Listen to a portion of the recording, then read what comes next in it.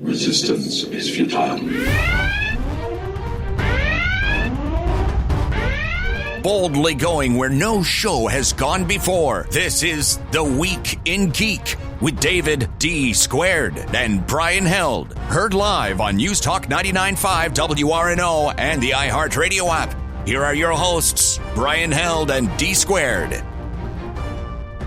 Greetings, people of Earth. This is The Week in Geek, your source for geek and pop culture news that's trending now. I'm your host, D. Squared, along with Brian Held. Brian Held. How are you, buckaroo? Man, just another busy weekend. A lot of crazy stuff going on. Our project manager for the show, Katie McLeod, it was her birthday yesterday, or at least the party, and it was super soft as an ode to Letterkenny. Yeah, and they had a donkey show, right? No. You were involved in a donkey show. No. You heard it here first. Brian Held involved in a donkey show. There was a unicorn out there. It was a super soft birthday party, which you haven't watched the Letterkenny series, have you? What? Oh, jeez, Dave. So you were actually at the arena this weekend. I've been at the Smoothie King Center, hashtag Mount Zion. Yeah, we had the Big Three basketball playoffs in there. I did the play-by-play along with my man David Grubb of Hard in the Paint on our sister station, Sports 1280. Been a long, long day, Brian Held. Cool. Well, we have so much top nerd news that we're going to do 2 segments of it. Say it ain't so. Yeah, no guests this week. And then, of course, we'll have Skungy in here with his pick of the week, and then we'll close it all out with This Week in Geek History. But first... And now, your top nerd news stories from around the world, brought to you by the Viridian Tea Company. Find them on Etsy. And now, your top nerd news stories. Well, it's been a pretty uneventful weekend. Nothing happening on the Disney Channel. Descendants 3, I got to watch that over the weekend. That was fun. Are you kidding me, David? It has been such a crazy week. And we have to start talking about poor Tom Holland. He's had a really bad week, man. No, I refuse. I don't care about little old Tom Holland. What? I worry about the future Spider-Man who's got to watch Uncle Ben die again because they're going to keep killing Uncle Ben. Poor Uncle Ben, man. So I feel sorry for that future Spider-Man. You know, if the Sony executives are so audacious... How do you say that with a straight face? Sony executive. Yeah, right. If they're so audacious to reboot Spider-Man again, it would just absolutely kill whatever goodwill they've built with the fans. But yeah, I think they should flip it on its head, make him bite a spider, and then we'll see what happens. Well, of course, Sony and Disney had negotiations break down earlier this week. Yes. When they left the negotiating table, and we don't know what the future of Spider-Man is at this point. Now, there's a lot of speculation, right? Right. Sony's kind of come out and say, well, Kevin Feige is not available to help produce future Spider-Man films because he's so involved in the MCU right now that, that's kind of breaking the deal. And then there's also the narrative of the amount of money that Disney is asking for. They're asking for like a 50-50 split. Right, which I believe that the previous split was 5%. Well, like who is footing the bill? Who's paying for these productions? Sony is financing all the films right now. Okay. So Disney, from what's been speculated, is that Disney's asking for a larger cut off of the films. That makes perfectly logical sense, though. I mean, if you are creating those things, I mean, yeah, all right, you've got the money man. I guess that'd be Sony. Well, you as Sony are making an investment, but when your little child starts growing up and starts to spread their wings, you can't expect them to give you all the money if they're not living under your roof. Well, I mean, I think that Sony kind of needs to look at what they've laid out in the past. Right. Okay. The Tobey Maguire Spider-Mans, the first 2 were good. Mm-hmm. The third one was not so good because those Sony execs stepped in. Dirty word. Right. They overloaded that production with villains. It made it kind of fall flat. Then, of course, they rebooted and went with Andrew Garfield, which was okay. And, I liked him. I liked the first movie was kind of okayish. I mean, they kind of moved away from the Mary Jane Watson storyline, so it was slightly different. Yeah. But it was still, high school crush girl. Then high school crush girl dies. Right. But But I mean, even still, if you look into other aspects of what Sony's done, the new Ghostbusters, they were involved in that, right? Look, that fell flat. Right. Okay. Which, and that could have simply been, this is not a reboot, but just a continuation of the storyline. I think that little detail would have made it a whole lot different. We go back to this all the time. It was the first. You never get a second chance to make a first impression, Brian Held. Absolutely. And when they did that, when they put it up there 20 years ago, or however they put it, people immediately thought it was a sequel of some sort, or in the same continuity and timeline. Right. It was a bait and switch. And absolutely. People were duly upset. Well, and then you've got Sony was also involved in the recent Men in Black reboot that came, or not really reboot, but just reimagining without Will Smith and what's his name? You know what I'm talking about? Yeah, Chris Hemsworth? No. Well, the new one. The old guy. The old guy. Yeah. Regardless. Tommy Lee Jones. Tommy Lee Jones. Thank you. But that didn't do so well, right? And then the current head of the studio, Tom Rothman, over at Sony. Okay. Right? His tenure, he was with 20th Century Fox and was involved with X-Men Origins Wolverine, which really did a poor job with Deadpool, right? Yeah, who could forget that? I mean, even Deadpool made fun of it in his own movie to go kill him. Right. And so...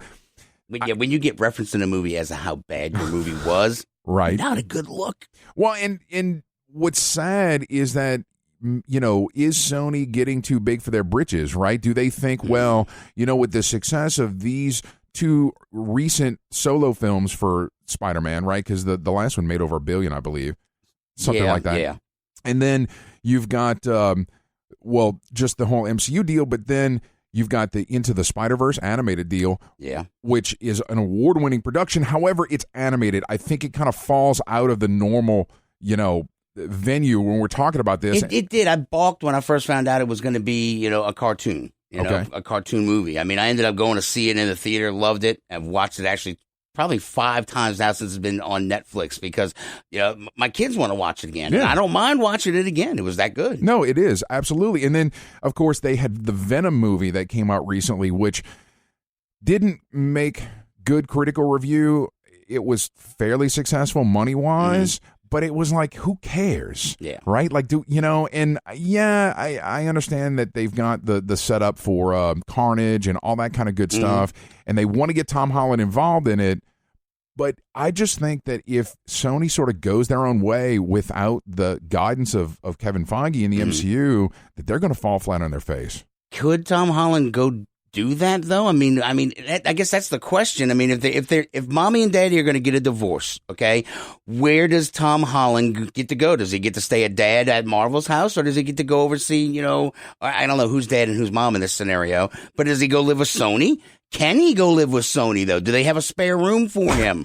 But I mean, can he be in those movies though? Who's his contract with? I mean, that's kind of, I guarantee you the kid probably doesn't want to leave under the Marvel umbrella because. Why leave the penthouse to go to the outhouse? That's an analogy I can get behind because Sony is the outhouse. Well, right. Why? And that's really sort of the bigger question is the narrative that has been built through the Marvel Cinematic Universe, especially with Tony Stark and how involved he was in that mentorship. I know. What happens to that storyline now? Well, they're going to have to do some real fancy footwork to get out of that. Now, we're going to talk about D23 in a little bit. And I think to a degree, some of the releases that are going to come in the future for the Marvel slate is going to allow them the time that they need to sort of maybe renegotiate and maybe bring Spider-Man back to the table. Oh, just put everything on a little back burner and put it on a hiatus or whatnot. Yeah, it's sort of what I'm thinking is going to happen here, right? Because you've got all these other movies, Black Panther 2, right? You've got Doctor Strange with, their horror option that they're going with, right? Right. All these other movies that maybe can do without Spider-Man being present. Okay. And I read it recently from an industry insider where it was talking about, it was called Avengers Endgame for a reason, right? That whole storyline is done now. Yeah. And we're moving forward. So if we don't see those characters for a while, then I think it'll be okay. Maybe Sony will come to their senses. I doubt it. They're probably on the CBS Paramount wagon of just idiocy is right. What I'm starting to believe here. But, and here's what's really crazy, all right, is so Sony only has the rights to the film, but everything else Spider-Man, from the PS4 game to merchandising rights, all that's owned by Marvel and Disney. Really? Really.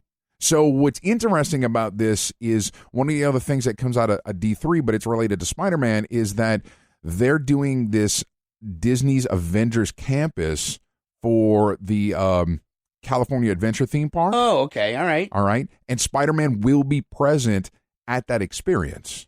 Huh. Because they still own those rights. That's crazy, man. Right. So fans can still see Spider-Man in that, venue. And what's interesting, talking about the Avengers Campus, is that Spider-Man so he's top of the narrative here. Spider-Man and Iron Man have teamed up to create a new global corporation known as WEB, which stands for the Worldwide Engineering Brigade. And it's going to be sort of that, I guess, role-playing aspect that guests can go on adventures or rides or whatever to engage with this web entity. So, yeah, you're going to see Spider-Man at this theme park, but not necessarily in the movies. Yeah, well, I mean, he's only 20. I was Googling that just now. He's only 23, Tom Holland. Yeah. So, I mean, he's boyishly young, so I guess there's that going for him. Yeah, I mean, if he took a 2 or 3 year hiatus, I think he would be all right. I don't think that would be a serious problem. Right. Well, and then, of course, the other aspect of this, right, and all of these rights and licenses is so complicated here, is now what happens to Disney Plus with the streaming rights for the Spider-Man movies? I don't know. Right. So right now, Disney and Marvel Studios are actually working to regain the rights, or at least the streaming rights, to a number of their productions for when Disney Plus launches in November. Right. And Spider-Man is amongst that. Now, Michael Paul, he is the streaming service president, has announced that they don't have anything to announce at this time about where Spider-Man exists in regards to Disney Plus. Right. But they are working on it. He's like, we have a ton of commitment within the company to get all the big players back. Yeah. Right. And what was really weird is that there's some weird licensing in regards to Netflix. Of course, we all know that Disney has been pulling their content from Netflix in order to get that on Disney Plus. Correct. And I believe it's 2020 when all that stuff falls off.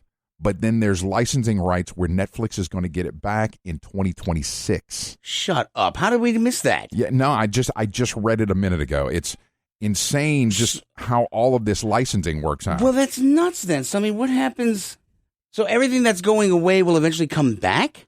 Some of the stuff, not all of it, but that's sort of the rights that Netflix was engaged in. So they're going to get it back now, but then some of it's going to revert back to Netflix. Is that some of the stuff we were talking about with like their live streaming, their series, like with Daredevil and the Defenders and things like that? They're gone pecans for good, though, right? So with the original creations of Daredevil, Iron Fist, Luke Cage, and Jessica Jones, and The Punisher, those were canceled by Netflix. Right. All right. But Marvel is still working on sorting those rights out, because the Marvel TV president had stated that, you're going to see those characters again. We're working on stuff with that. But they've still got to sort that out. And then the question comes in is, well, where does the existing content stay? Does it stay on Netflix and then you have to go there to watch it? And this new stuff will be on Disney Plus? Like, what happens with that? So they're still working that. So it's just an absolute mire of licensing mess in what we're dealing with all this stuff. It's insane. Man. I just wish mommy and daddy would get along. I do as well. See, you got it, man.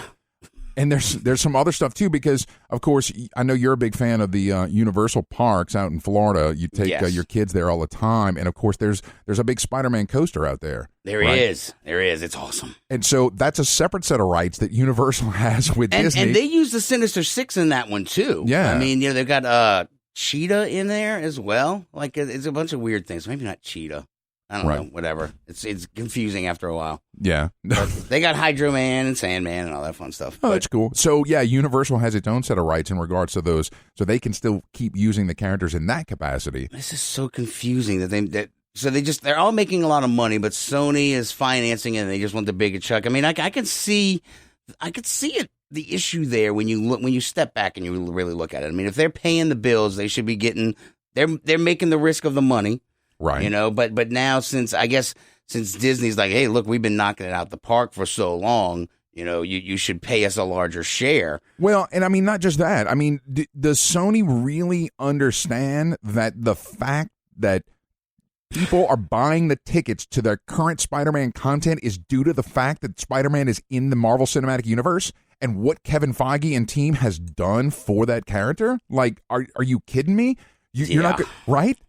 Because look what you've done, you know, with like Sam Raimi and stuff in the earlier stuff. Right. Right? Yeah. I mean, it was okay, but it wasn't the knockout of the park like the MCU is. And I mean, we've got 23 movies in the MCU right now, made what, close to $20 billion over the past 10 years. Right. You can't give credit. You have to give credit to that.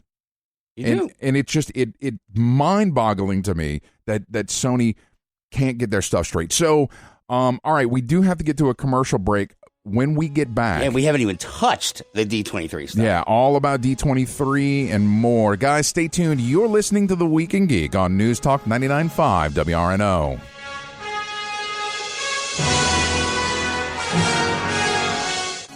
Black Tie Tans, the premier mobile spray tanning professionals of New Orleans. Black Tie Tans will come to you and give you a natural glistening glow on the go. First-time customers get 20% off their first tan. Find them on Facebook at Black Tie Tans or email them at blacktitans@gmail.com to set your appointment. Going to a wedding? Going out to the club? Black Tie Tans will give you the look you need. Black Tie Tans. Tell your pale friends. Friends, is your morning tea just not your cup of tea? Then try the tea blends of Viridian Tea Company. At Viridian Tea Company, they sell blends guaranteed to make you think outside the box. With such blends as Tea of the Necropolis, Quantum Mechanics, Spider Witch, and many more, your tea experience will be out of this world. Look for the blends at Tubby & Coo's Mid-City Bookshop, located at 631 North Carrollton, or on Etsy at Viridian Tea Company. Try Viridian Tea Company today. Your taste buds will thank you.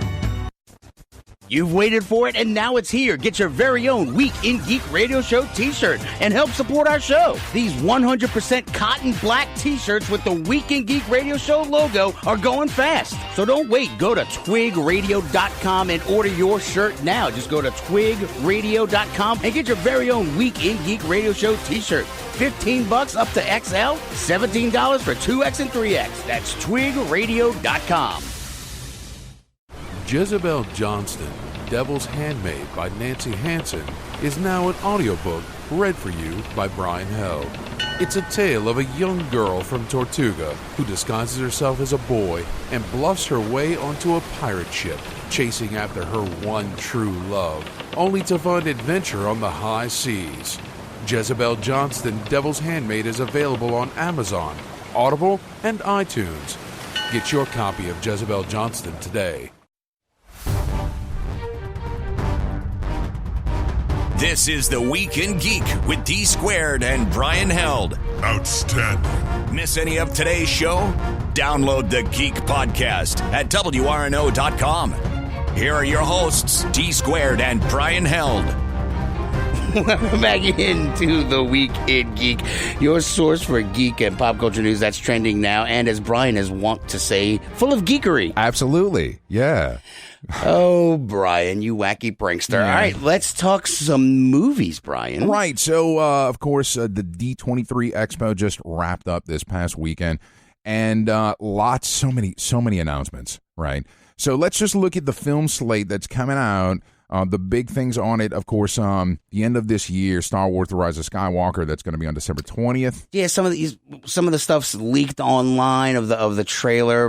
So it's apparently Rey and Kylo are fighting in a bunch of on a ship in the ocean. Yes, and then Star Destroyers pop up. Yes. Oh, is that the Death Star thing that they find, or that Star Destroyer they find? I don't know. I'm like, there wasn't a lot of description there. Just there's this fight. These Star Destroyers pop in. There's a scene with Rey in a dark hooded cloak. She's going to the dark side, Brian, with a red double bladed lightsaber. Yeah, like Darth Maul. Like Darth Maul. Yes.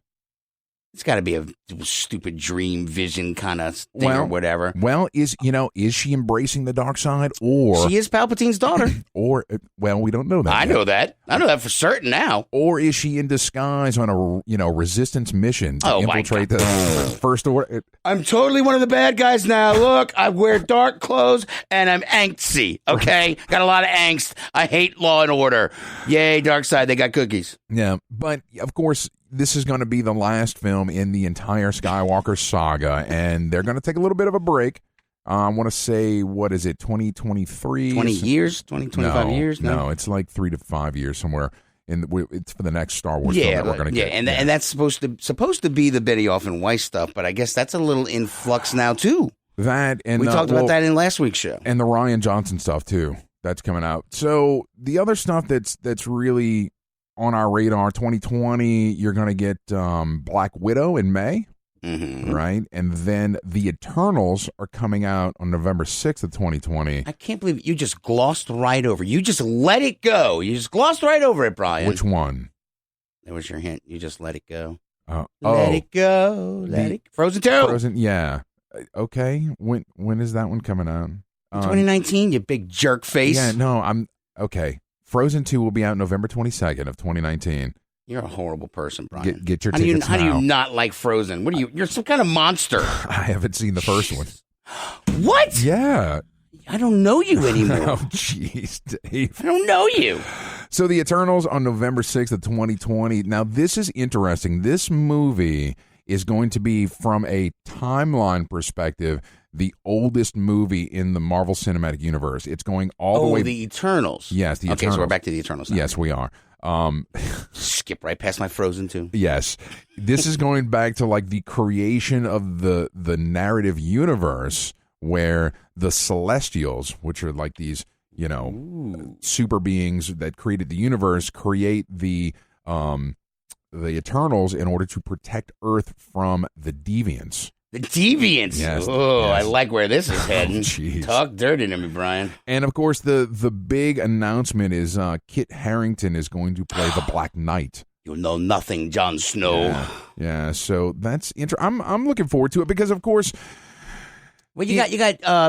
Oh my God, I just blanked on her name. But Selma Hayek, and then you've got lady with the lips, Angelina Jolie. Yeah, her. Right. And the thing is that, of course, we mentioned it last segment, Avengers Endgame, the end of that storyline, and you can see where they're starting to set stuff up moving forward, and I can see this Kree Skrull war showing up, and that took place in the Marvel Comics. I see that happening. So it should be interesting to see what's going on with that. So we bring it all the way to the end, and then they just throw for a loop. We go all the way back to the beginning. Well, in the dun dun dun dun. Ooh, ooh, ah. No. Odyssey. Never mind. Whatever. No, 2001: A Space Odyssey. Thank please, you. no. At least you got that one. Yes. Let it go. Let it go. Oh, jeez, Dave. In 2021, we're going to get Shang-Chi and the Legend of the Ten Rings, and of course, your favorite Cruella. Cruella DeVille. No, just Cruella. Yeah. No. Thor, Love and Thunder. Right. And then Doctor Strange in the Multiverse of Madness. Oh. And that's supposed to be the horror one, right? Yes. We talked a little bit of that during the break. Yes. Which should be interesting. That'll be Marvel's first take on a horror flick. I'm pretty excited about it. And then Black Panther 2 in 2022. So that's the kind of the Marvel slate. And there's no working title for it yet? No. That stinks. No. But yeah, I'm looking forward to Shang-Chi and the Ten Rings because we're going to get the Mandarin back. And the real Mandarin, not the one who's like, using air freshener in the bathroom. Don't go in there. We're going to get both, right? They murder him. Because Ben Kingsley. Murder him painfully. What is it? Trevor Slattery was the character's name. Good call. Yes. And, we last left him where the henchman of the actual Mandarin broke him out of jail. Right. And then we don't know what happened to him. So he's going to pop up, and that'll be cool. I can't wait to see that. Ben Kingsley will do anything for $1. I mean, sure. there was a time where the great Ben Kingsley was in your movie. That was quite a feat. Right. Now it's just like, hey, you got $1 and a donut. I'm your guy, Ben Kingsley, here to act his pants off. That's the pot calling a kettle black, Dave. I'm sure you'd do anything for $1. No, I have standards, Brian. They're pretty low. Very low standards, but they are there. So, Do you have $1? jeez. So, All right, Disney Plus. We got to get into that. Yeah, absolutely. So that service is going to be coming out on November 12th. It's going to be $7, Dave. I like the price point, and not because I'm cheap. I mean, this is a seriously good price point for what they've got. Now, I have no illusions that they are going to eventually raise the price. Oh, absolutely. But this is a great introductory rate. Lock myself in for the first year. Watch everything that they will let me put my greedy little eyeballs on. Yep. And then just wait and see. And if you want to get the triple service bundle for $13 a month, you can get Disney Plus, Hulu, and ESPN. So Really? ESPN Plus, yeah. I hate ESPN Plus because I have to pay for it and I never use it, so I hate ESPN. But if I get that and Hulu, what does Hulu have though? They've got the Handmaid's Tale. So yeah, like well, it does have Letterkenny. Haha. Brian was at a donkey show. Oh, stop. So what's going to happen is all the adult-focused Disney content, like that R-rated stuff, like Deadpool, is going to show up on Hulu so that they can keep their Disney side of the house family-friendly. Right, Yeah. right. But And- not Tears like was once Well, posited by you. And I mean, it he who should not be named because he hasn't paid me. it looks tier-like. So an argument can be It's made. Tier-like. Yes. Tier-like. But one of the things that's really cool about all of this stuff is, of course, the original content that's coming in for Disney Plus, the things that are going to be bringing folks in. The Mandalorian Yes. is dropping as soon as it releases on November 12th. I mean, you can't even describe to the listeners how awesome it looks. I mean, just one of those scenes where he lassos him with his feet, pulls him in through the door, shoots the lock so that the little iris closing door just chops dude in half. Oh yeah. I mean, this looks so awesome. Just the opening scene taking place after the fall of the Empire, but before the rise of the First Order. So you've got the little Ewok drums, but a little more edgy and adulty because now they got spikes driven through them. Well, yeah. So all the Stormtrooper helmets you can see spread out. Apparently, anyone who looks favorably upon the Empire is not welcome in whatever village or community. I just thought this they were is. just killing deserters. Uh-huh. No. No. They're not fans of the Empire. Is that what you're telling me? Clearly not. But it does look incredible. I'm super excited about it, and just all the new stuff that we're going to get out of that. Yeah. But so there's also going. I'm not so sure about this part. There's going to be a Rogue One prequel that's going to be coming out. That's another one of these streaming series. Really? Yes. Like a series?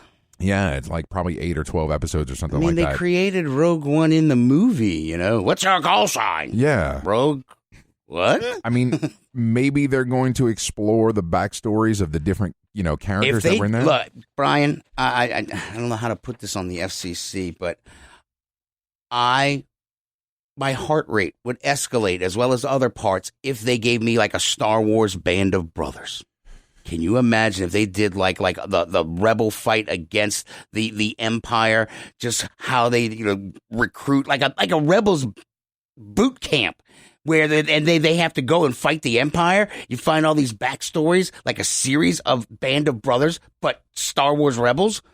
Isn't Or just flip the side and do the MPs, do the Imperial guys going through boot camp. Maybe some defect, some are just all in for the Empire. Crush him under the jackboot of tyranny? Yeah. Couldn't an argument be made that Rogue One is the result of that narrative that you just laid out? Yeah. Yeah. And so thus it would be a prequel. Right, exactly. Why don't we give all these ideas away for free on the radio? I know. It's terrible. Also, there's an Obi-Wan series that Ewan McGregor is I thought it signed was up on. canceled, man. I'm tired of hearing about stupid Ewan McGregor, Ewan, and Obi-Wan. Yeah, no, Kill it. Make it die. Kill it with fire. Why? You don't want to see a series? No, I don't. I don't care. Okay. Oh, let's see another old man drinking, from the udders of weird-ass alien animals and chasing crate dragons and avoiding Jawas trying to steal his bike every other week. No, I don't want to know what Ben Obi-Wan Kenobi was doing on Tatooine getting sand out of his drawers. All right. Sorry. Okay. A little feisty. A little feisty. All right. You may find you like it. Who knows? Now, on the Marvel side from Disney Plus, we're going to get The Falcon and the Winter Soldier with Anthony Mackie and I've Sebastian heard that's been Stan. running into a lot of, like a laundry list of problems. Really? Like technical and between some of the actors and the front of the house staff. I don't know what you call them. Yeah, well, we might be able to ask him because he'll be here November 1st through 3rd at Big Easy Con. We'll just tackle him. Yes, that'd be cool. We can take him. But fall of 2020 is we're going to see that. There's going to be, of course, the Loki series with Tom Hiddleston. Spring of 2021, the WandaVision with Elizabeth Olsen will be... WandaVision? Is that like WonkaVision? No. But Elizabeth Olsen and Paul Bettany as Scarlet Witch and the Vision. That'll be spring 2021. And then there's a Hawkeye series where it's going to be Jeremy Renner and Kate Bishop. That's the character who in the comics becomes the second Hawkeye. Right? Oh, okay. Yeah. So what's cool about all of this is that all of this is going to be integrated into the MCU. So things that happen in these series will reference and reflect what's happening in the movies more so than we saw with Agents of S.H.I.E.L.D. Well, more so than what they did with Netflix, too. And I think that we discussed that might have been a motivating factor for them to pull that. So absolutely. Well, and of course, there was all the mess with the TV studio fighting with the film studio. Real quick to mention, too, She-Hulk, Miss Marvel, and Moon Knight were also announced. And Kimberly Richards is so excited. She is. Moon Knight. So many people have been clamoring for Moon Knight for a long time. It's basically Marvel's Batman. So that all should be very interesting. Is it already break time? Yeah. Wow. All right, guys. We've just been going away. We have. All right. Well, when we get back, we're going to have Skungy in his pick of the week. Stay tuned. You're listening to The Week in Geek on News Talk 99.5 WRNO. Any size, catch your speed, just like flies, look out.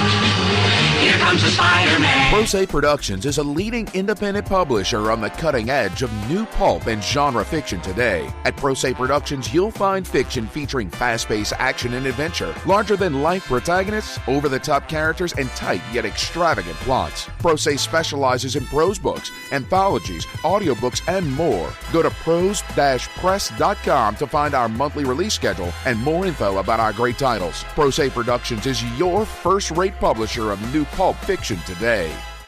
Jezebel Johnston, Devil's Handmaid by Nancy Hansen, is now an audiobook read for you by Brian Held. It's a tale of a young girl from Tortuga who disguises herself as a boy and bluffs her way onto a pirate ship, chasing after her one true love, only to find adventure on the high seas. Jezebel Johnston, Devil's Handmaid is available on Amazon, Audible, and iTunes. Get your copy of Jezebel Johnston today. Friends, is your morning tea just not your cup of tea? Then try the tea blends of Viridian Tea Company.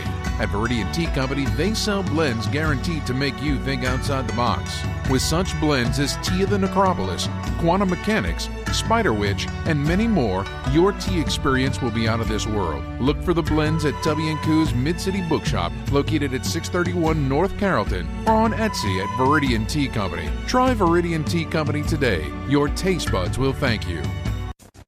You've waited for it, and now it's here. Get your very own Week in Geek Radio Show t-shirt and help support our show. These 100% cotton black t-shirts with the Week in Geek Radio Show logo are going fast. So don't wait. Go to twigradio.com and order your shirt now. Just go to twigradio.com and get your very own Week in Geek Radio Show t-shirt. $15 up to XL, $17 for 2X and 3X. That's twigradio.com.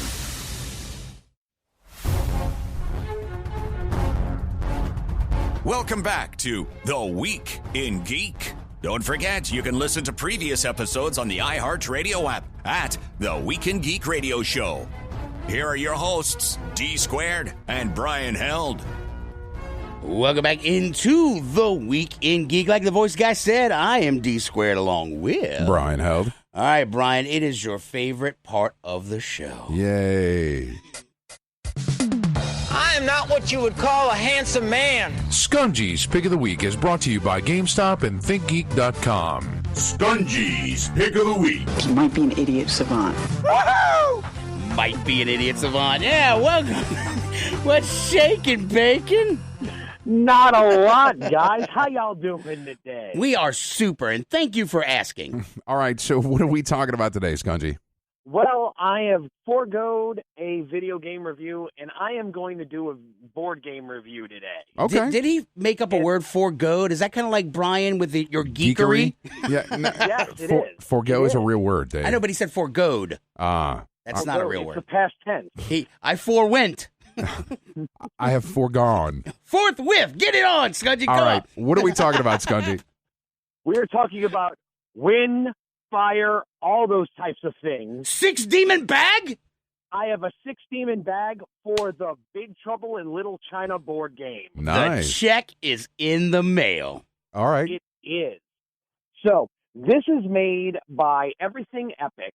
It is the Big Trouble in Little China board game. Now, I pre-ordered this game a long time ago, and I had a chance to play it a couple of times, and you know what? I'm just going to spoil the review right now. I'm absolutely in love. All right?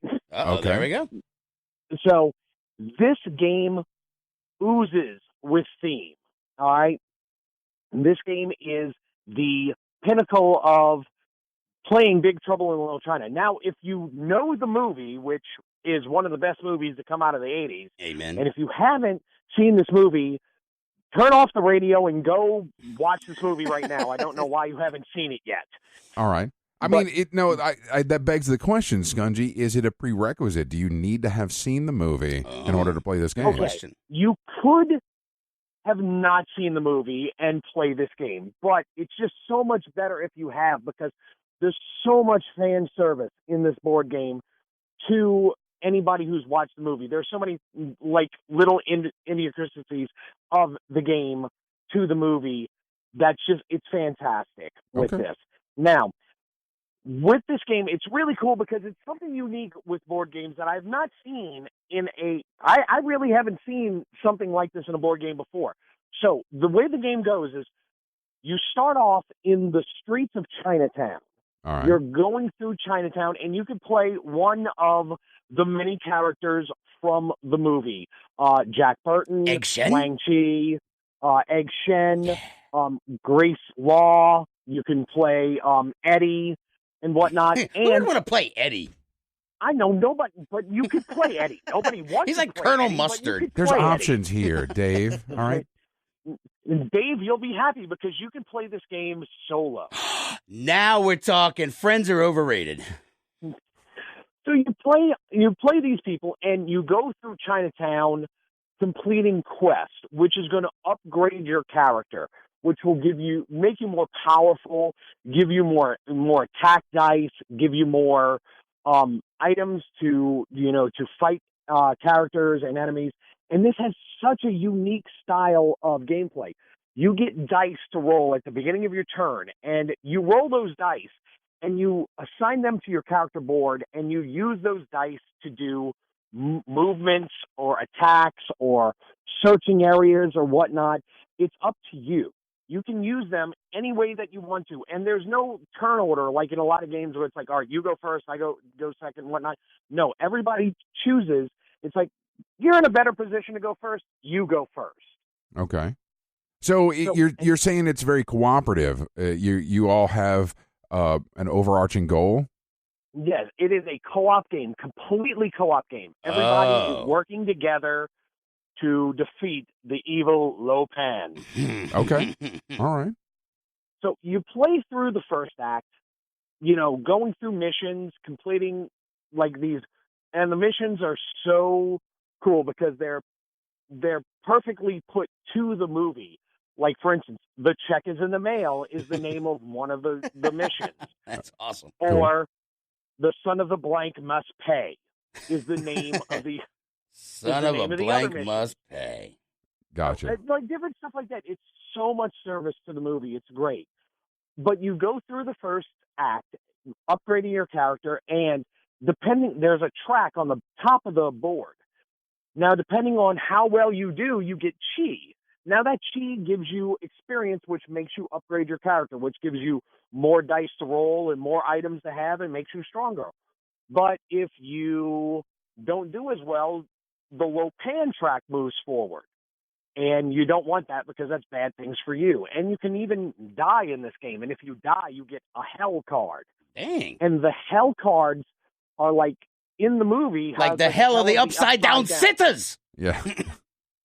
And they each do weird things to you while you play. And you can go to a Buddhist shrine and get rid of that hell card or whatnot. But as the low pan track moves forward, more bad things happen.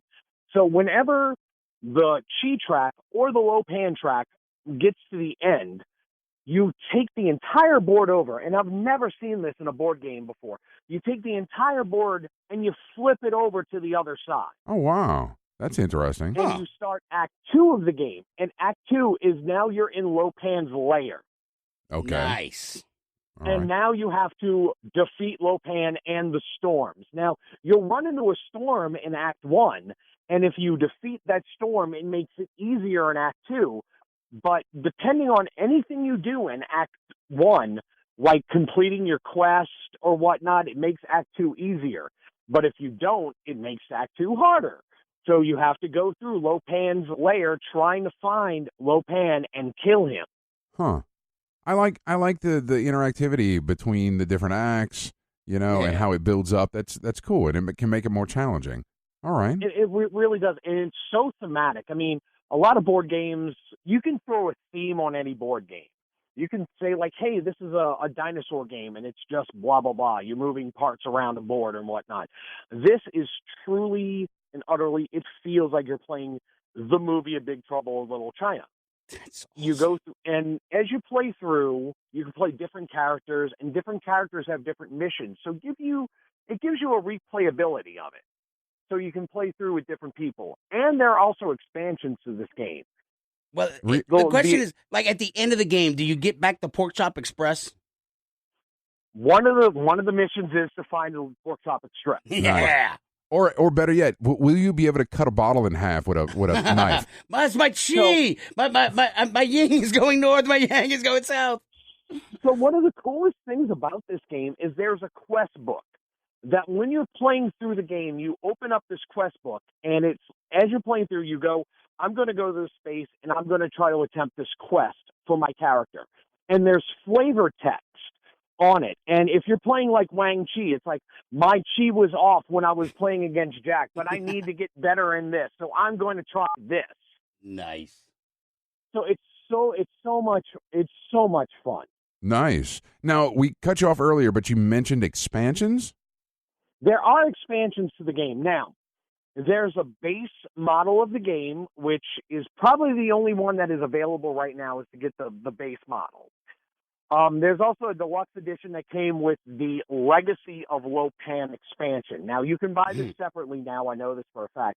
You buy it separately, and this is following Low Pan. It's a campaign, so you can play a couple of different sessions of the game. I think it's 5 or 6 sessions of the game.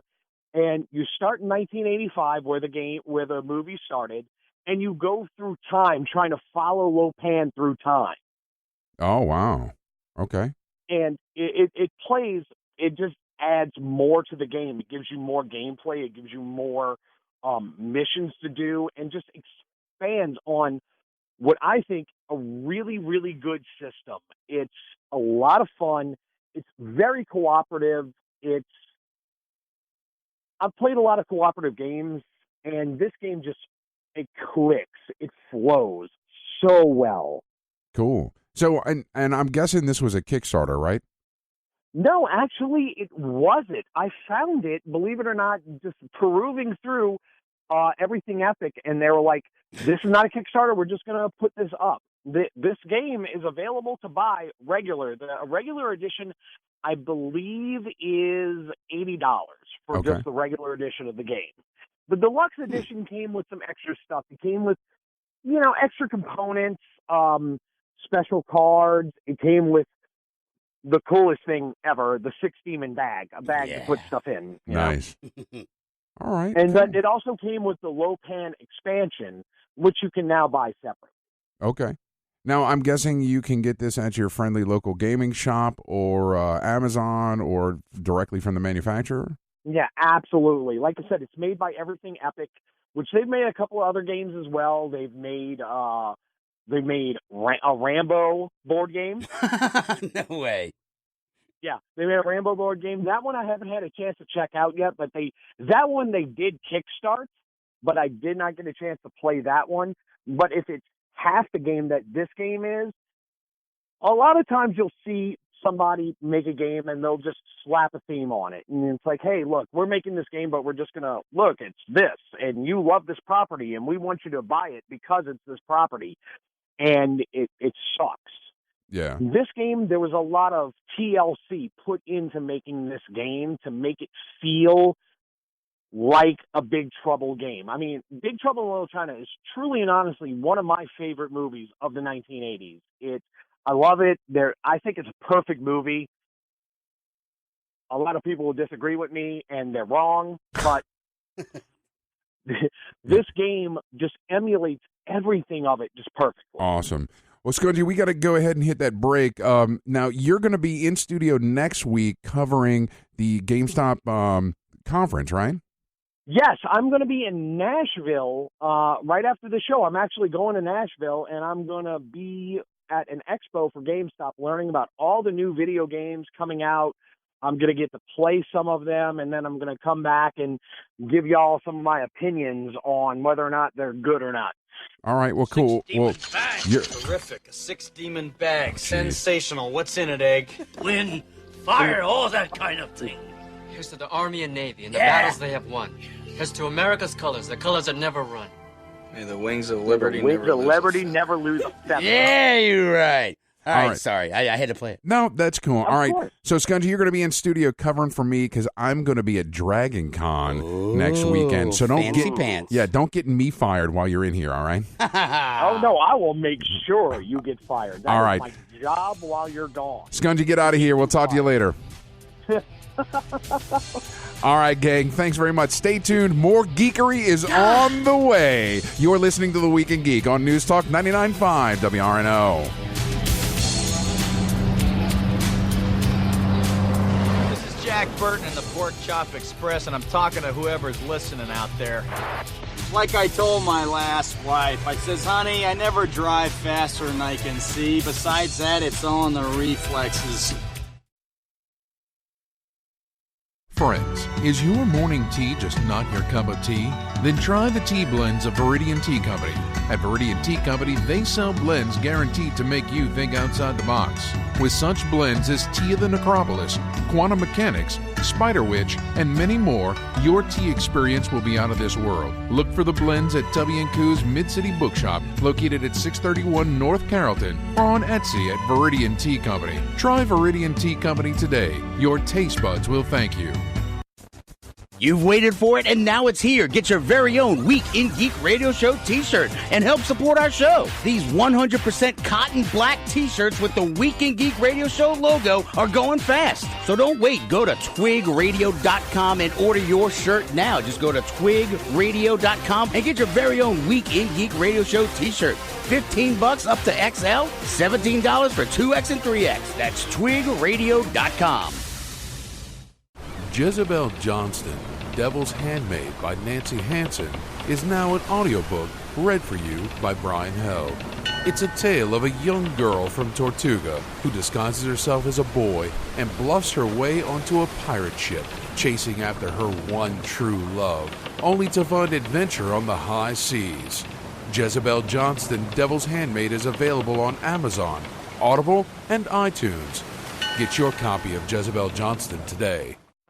The Saints season kickoff pep rally is taking place on Fulton Street September 8th with performances by Choppa, Kermit Ruffins, Rockin' Doopsie Jr., PNC, and so many more. This event is free and open to the public. For more information on becoming a sponsor, vendor, or volunteer for this event, please contact bcbevents.nolan@yahoo.com. A portion of the proceeds will be going to the Nord Foundation to help strengthen the youth of our city. That's September 8th on Fulton Street for the Saints season kickoff pep rally.